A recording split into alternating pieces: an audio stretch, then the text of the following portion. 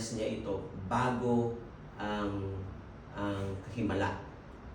So, ina-address niya muna bago himala. Magtatanong muna siya.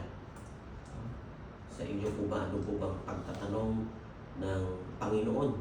O narinig niyo po ba na minsan nagtanong sa atin ng Panginoon? O panay kayo nagtatanong? Yeah? Kung ang Diyos ay nasa atin, natural yun. Meron tayong karapatan na kausapin siya. Pero, meron na bang punto sa buhay nyo na tumahimik kayo at kinausap kayo ng Panginoon? Amen? Halimbawa, katulad po nito, yan, mga tahimik kayo eh. No? Walang nagtatanong. Maring kayo po'y kinakausap ng Panginoon. Okay? At may paraan din ng Diyos para kausapin ang individual na tao pagka po siya ay nananalangin. Meron talagang audible voice na maririnig tayo, pinatitigil tayo ng Panginoon, wala tayong masabi, prayer natin, iyak na lang tayo ng iyak, tapos suddenly tatahimik tayo, tapos kakausapin tayo ng Panginoon. At meron din naman sa salita niya, ang salita niya po, itong binigay sa atin na Biblia, ito po yung ating spiritual na pagkain na kinakausap tayo ng Panginoon. And spiritually, some people become comfortable on their condition. Yan. Kaya hindi na tayo nagtatanong sa Panginoon. Kaya hindi na tayo nag-i-expect sa Panginoon. Pero itong tao itong believe ako eh. Kasi meron siyang expectation sa Diyos. Or sa kanyang sarili. Sa kanyang sarili pala na siya'y gagaling.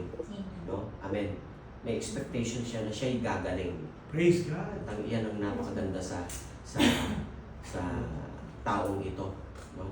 Siya may expectation. At yung excuse niya, yan, may mga excuse po siya. Man's excuse, I have no one to help me into the full.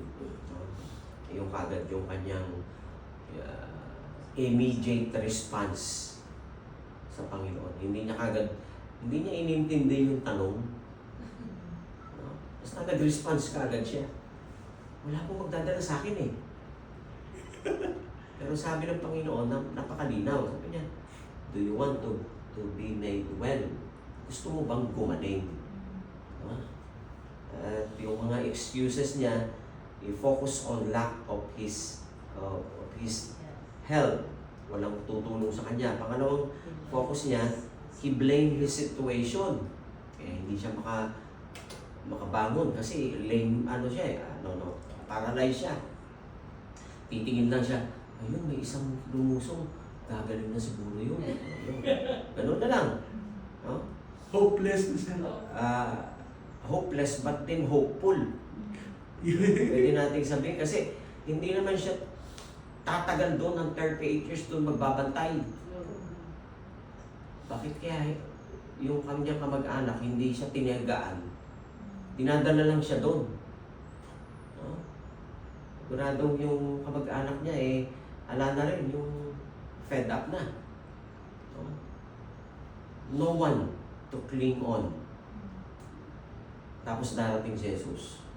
Kaya ang katwiran niya, ito yung mga katwiran niya. He depends on the superstition instead of Savior standing before Him. Amen? Depende na lang siya sa mga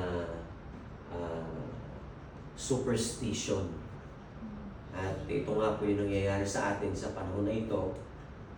The right moment, many today wait for the right moment, the right person, the right condition.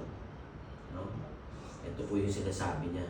Pero ang Panginoon laging nariyan. Hallelujah! Amen! Kung kailangan mo siya, magsabi ka. Amen. Direct. No? Walang pag-aalinlangan. At sigurado, no? Na ang Diyos sasagot sa ating kahilingan. Amen. At itong pangatlo, yung commands. Yung commands of faith. Yan. Jesus says, rise up take up your bed and walk. Wow. Ano yung nangyari nito? Walang tubig, walang lulusungan, walang rituals na gagawin. Kasi yun ang Panginoon, ano? Walang delay, just a word. Amen? On time. Immediately, no? Matatanggap natin yung kalooban ng Panginoon. Hallelujah. Basta't kalooban ng Panginoon. Ano ba yung kalooban ng Diyos sa taong ito? Gumaling. Maling. May sakit siya, hindi gumaling. O sa inyo po, sa palagay ninyo, anong kalooban ng Diyos ang ibibigay po sa inyo? Bakit kayo nandito sa UAE? Para kumita. Para magamit ng Panginoon. Dito, kayo po ba'y nagagamit ng Panginoon? Sa ating pong pagpunta sa ating mga kumpanya, nagagamit po ba tayo ng Diyos? O baka naghihintay na lang tayo? Katulad ng paralyzed, naghihintay na lang. Hindi, lahat po tayo gagamitin ng Panginoon. Hallelujah. Ito yung Amen. pangako niya sa atin. Wherever you go, saan mo po tumutong yung ating paa? May mga simpleng bagay, may malaking bagay, pero gagamitin po ng Panginoon ng bawat isa.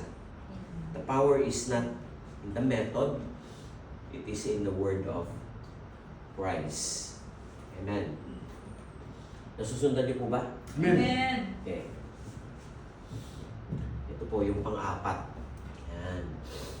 Yung opposition from religion.